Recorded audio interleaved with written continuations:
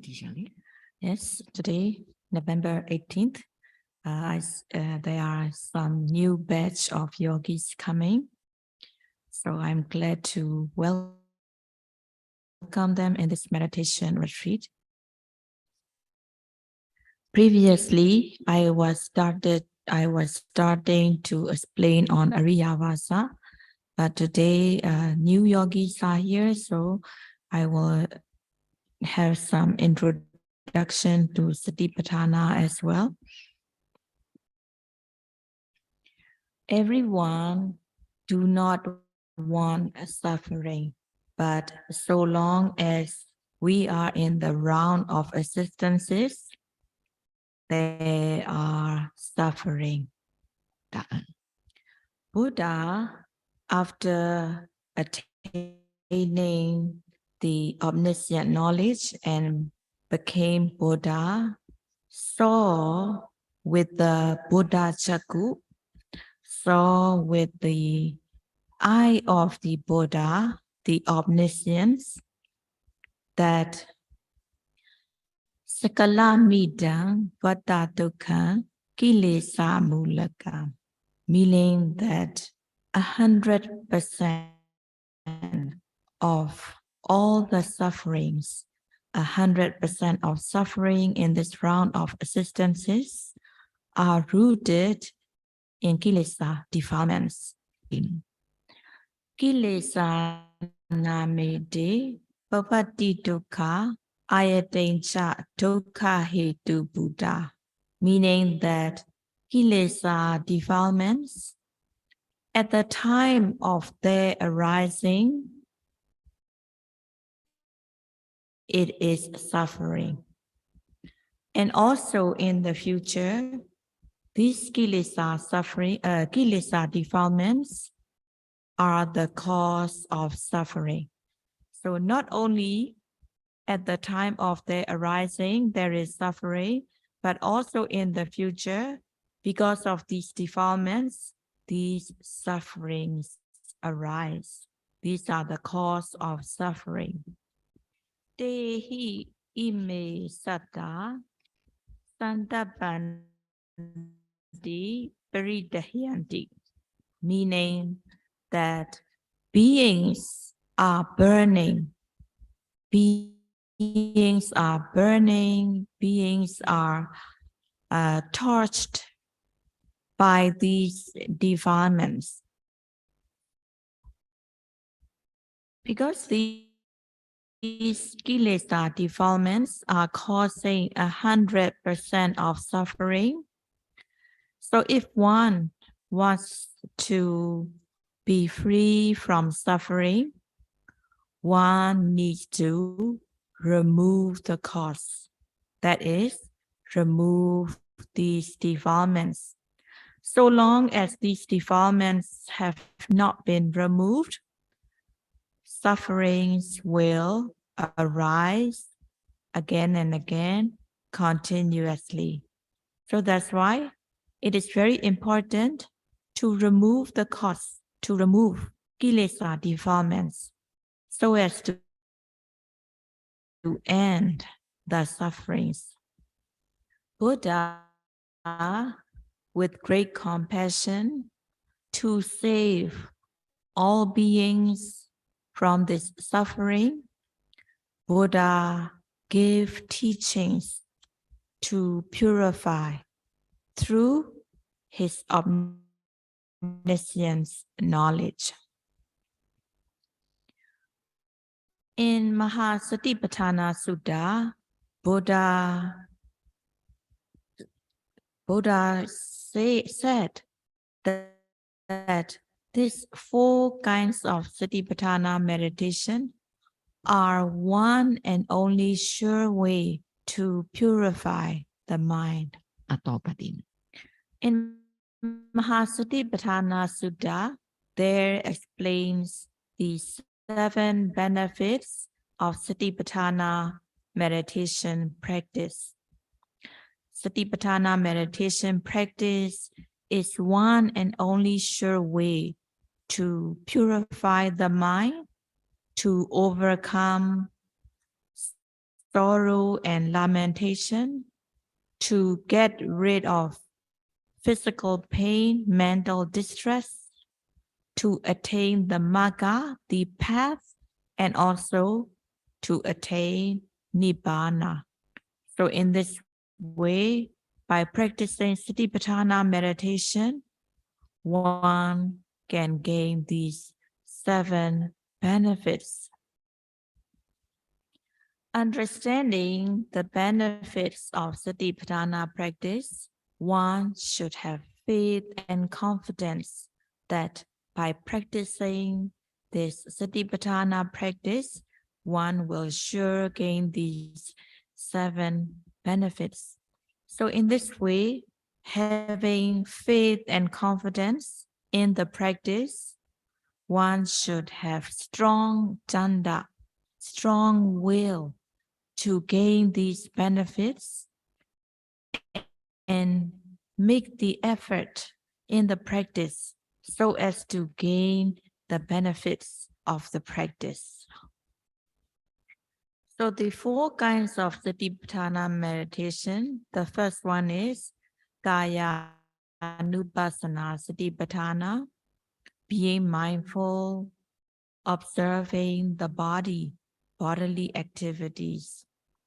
In the sitting meditation, one starts with the primary object, rising and falling of the abdomen, breathing normally, not try to fasten the breathing, not try to slow it down, but breathing normally, keeping the focus of attention on the abdomen, aiming, directing the mind onto the abdomen as the abdomen rises, so that the mindfulness will be on the rising. In this way, noting rising, falling of the abdomen, aiming, directing the mind onto it, putting effort so that the noting mind reaches the object of meditation, noting it that way, rising, falling, so that the mindfulness will be sustained on the object. The mind falls calm, collected on the object. So noting rising, falling is the primary object. You make a soft mental note as rising, falling. The mind should penetrate onto the actual rising and falling of the abdomen. Rising, falling is not clear. You can put your hand on the abdomen and note rising, falling. For those of you who have practiced other methods before, if you get mixed up, you can note sitting, touching as the primary object.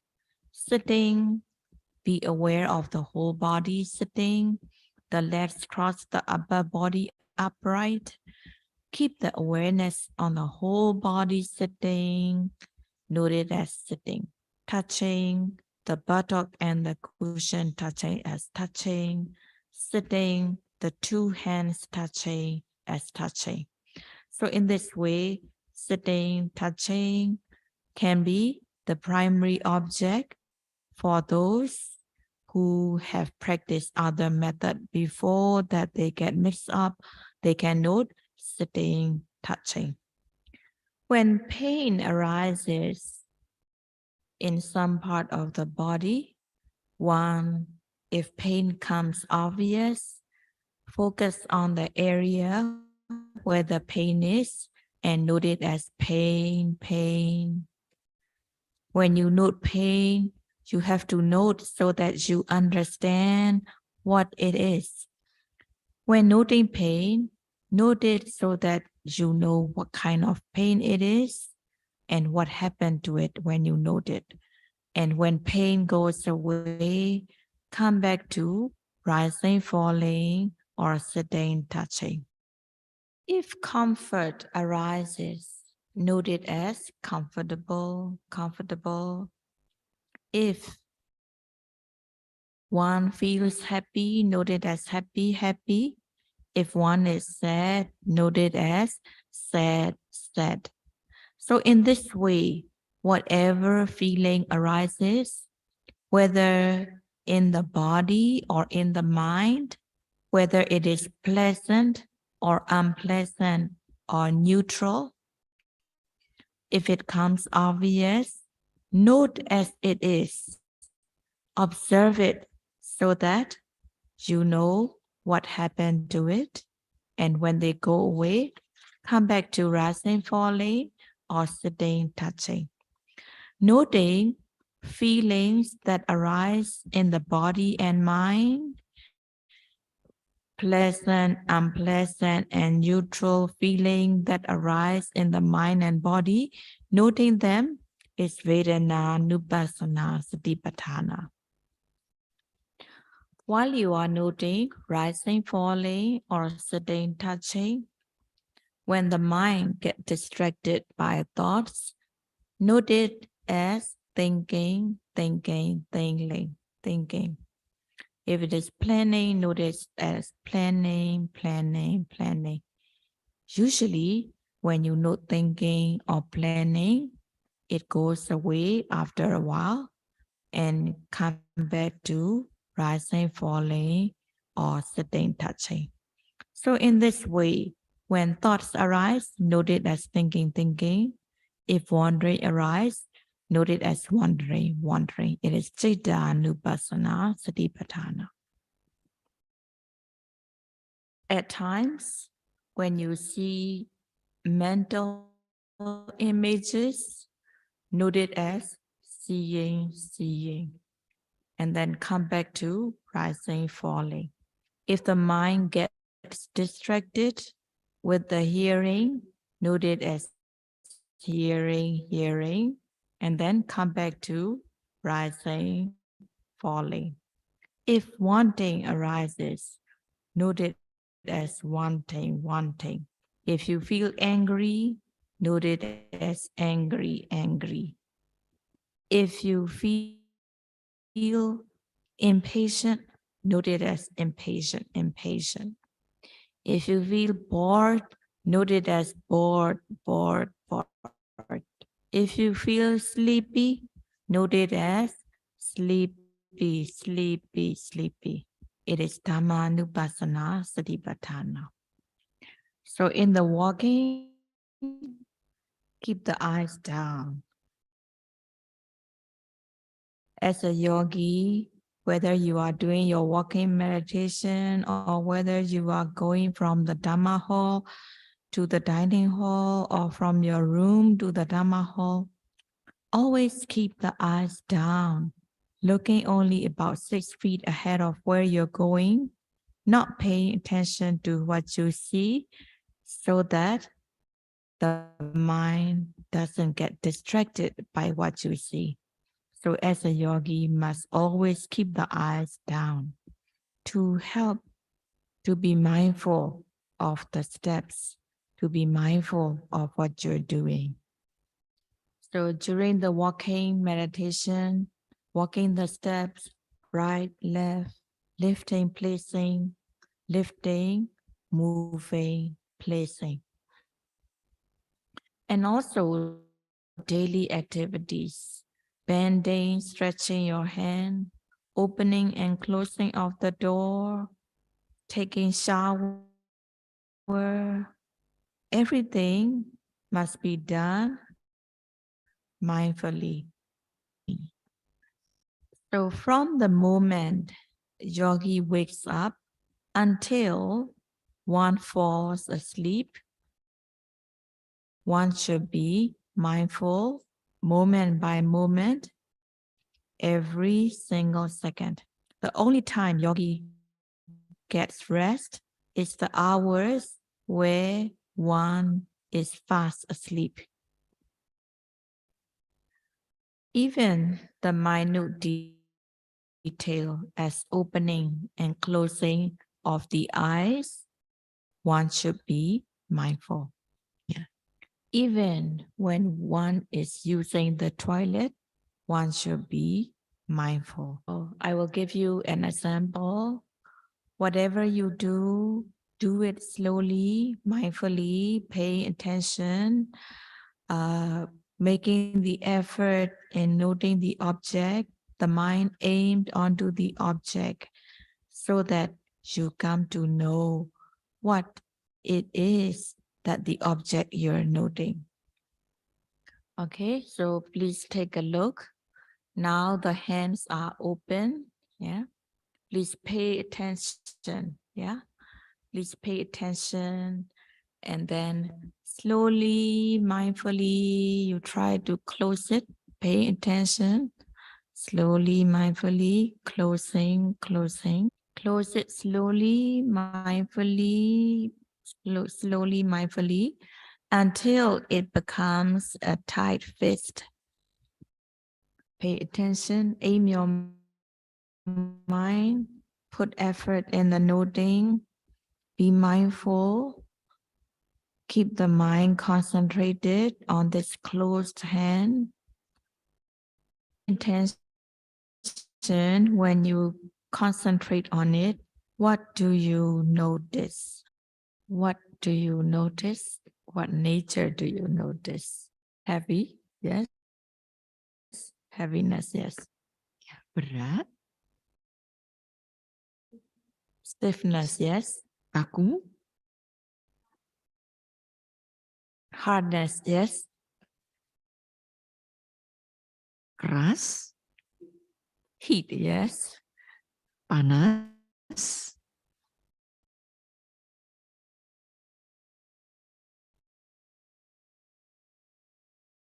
What else? ada yang lain? Apa yang lainnya? Tightness. Oh, sticky. Oh, sticky, okay. Okay, stickiness.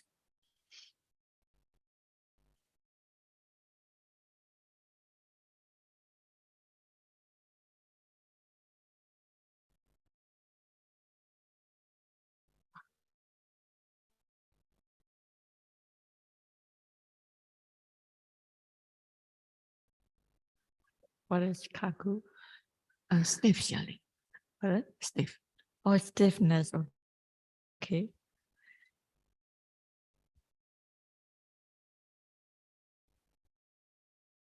Keras. Yeah. Hard, Sayālay. Hardness, yes.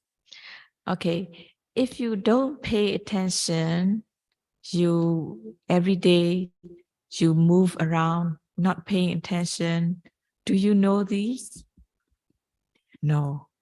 Only when you pay attention, concentrate on it and be mindful, you can come to notice the hardness, stiffness, tension, heat, stickiness, heaviness. Yeah. In our body, the four elements are the most obvious. Prithvi dhatu, earth element, can be noticed as hardness, softness. Tejo dhatu, temperature element, can be noticed as warmth, heat, cold. Vayo dhatu, the air element, can be noticed as stiffness, tension, pulling, pushing, movement. Why the apo dhatu, water element, can be noticed as fluidity, cohesion, moisture, stickiness.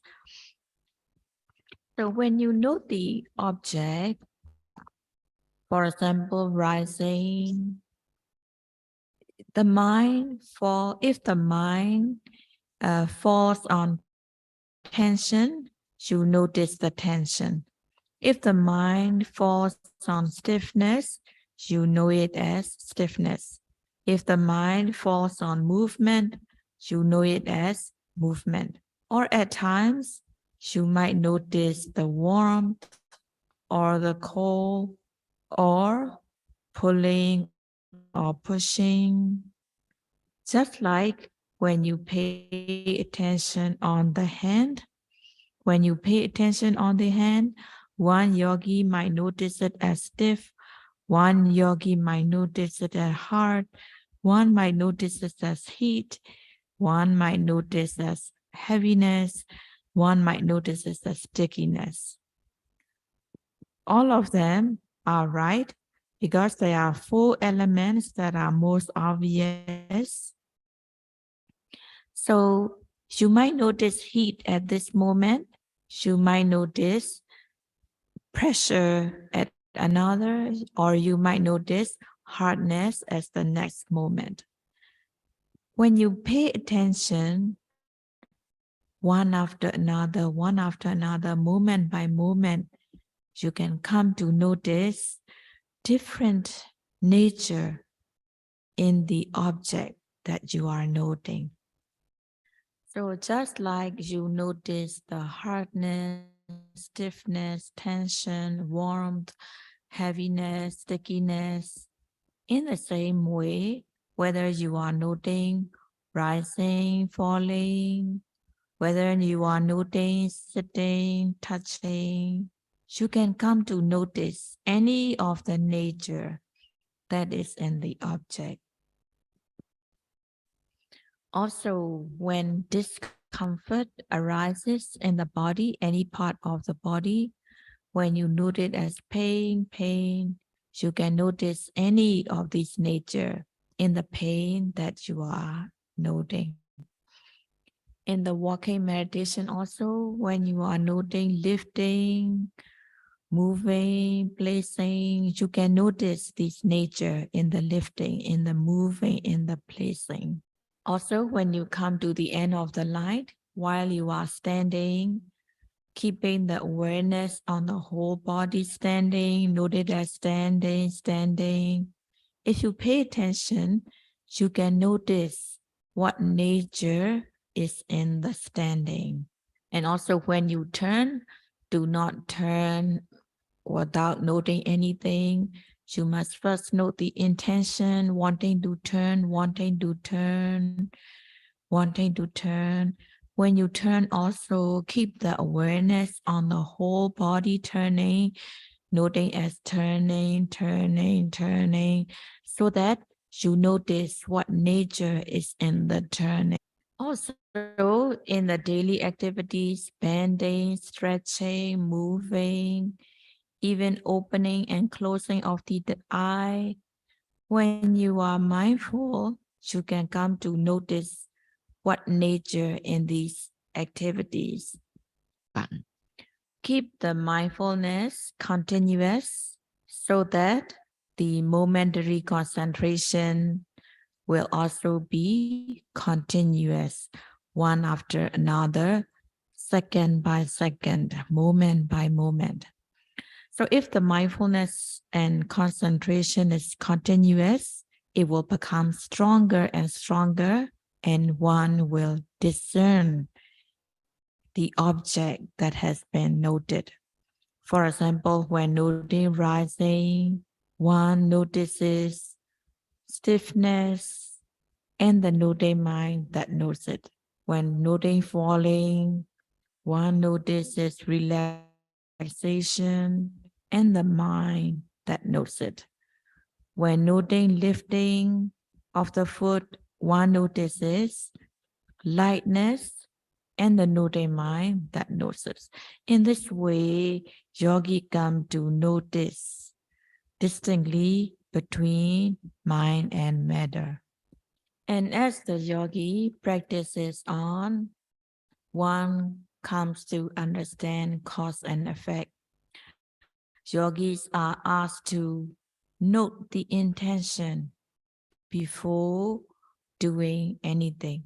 For example, before one sits down, one should note the intention to sit, wanting to sit, and the actual sitting down, the body sitting down slowly, mindfully, inch by inch, body become heavy, sitting. So in this way, yogi has to note the intention before doing anything. When mindfulness and concentration strong, yogi also comes to understand the cause and effect. Intention to turn is the cause, the actual turning is the effect. Intention to sit is the cause, the actual sitting down, body getting heavier, heavier and sitting, the actual sitting down is the effect.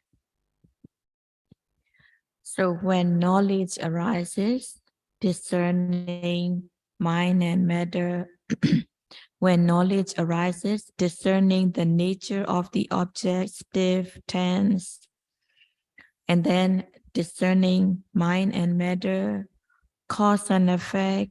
In this way, developing knowledge, one removes avidya, ignorance. When light arises, darkness is automatically dispelled. Just as the darkness is automatically dispelled when light arises, in the same way, when one develops knowledge, avidya, ignorance, is automatically dispelled momentarily. One must not think that one noting is very little, but each of the noting is very precious. When noting the object, when you have to put the effort to note the object so that the noting mind reaches the object, this effort, viriya, it is samma vayama, right effort. The mindfulness sticking onto the object, it is sati, samma sati, right mindfulness.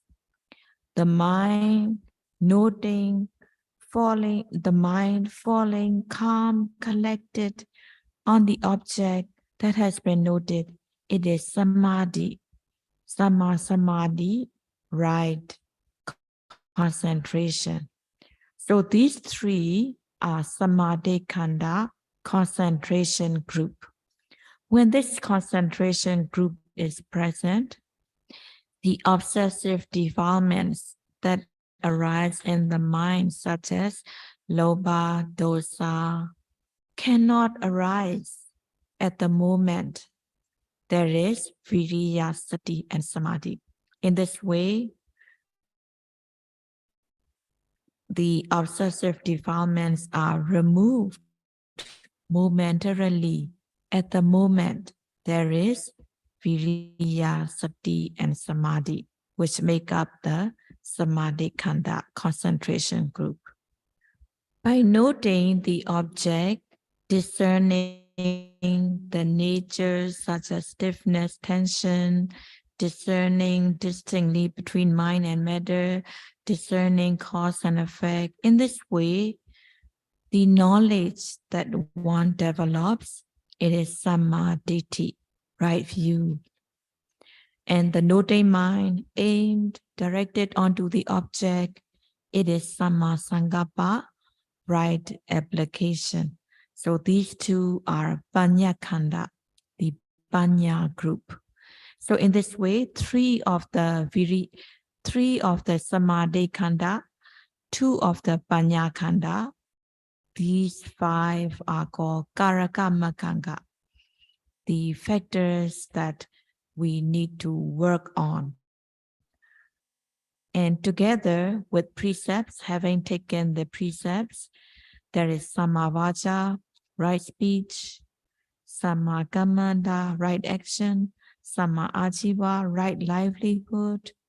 So these 8 factors of the path are the preliminary path at the time of Satipaṭṭhāna practice. So we have to keep on noting, being mindful, moment by moment, one after another, second by second, so that we cultivate these 8 factors of the path, the preliminary path, momentarily, moment by moment. And finally, when The knowledge is ripe. When one attains the path knowledge, it will be the Eightfold Noble Path. Once one attains Nibbana by attaining the path knowledge. So by discerning the object, such as discerning the nature, discerning the nama rupa, cause and effect, by discerning, one removes latent dormant defilements, and one weakens and removes every moment one discerns, so that these latent dormant defilements become weaker and weaker, and finally, when one attains Magga-ñāna, a relevant defilement will be removed to the point of no return. Tidur. Kekotoran batin yang laten atau tertidur ini akan menjadi lebih lemah dan lebih lemah. Dan orang akan mampu untuk mencapai Magga-ñāna. Pada saat ia mencapai Magga-ñāna, maka kekotoran batin yang sesuai pada saat itu dicabut untuk selamanya. So time is up. I'm sorry, I'm taking more time than the actual talk. So may you all be able to practice smoothly so that you be cultivating this Pubbavagga Magga preliminary path by noting the object moment by moment, one after another, until you have a speedy attainment of Nibbana very soon. Sadhu, sadhu, sadhu.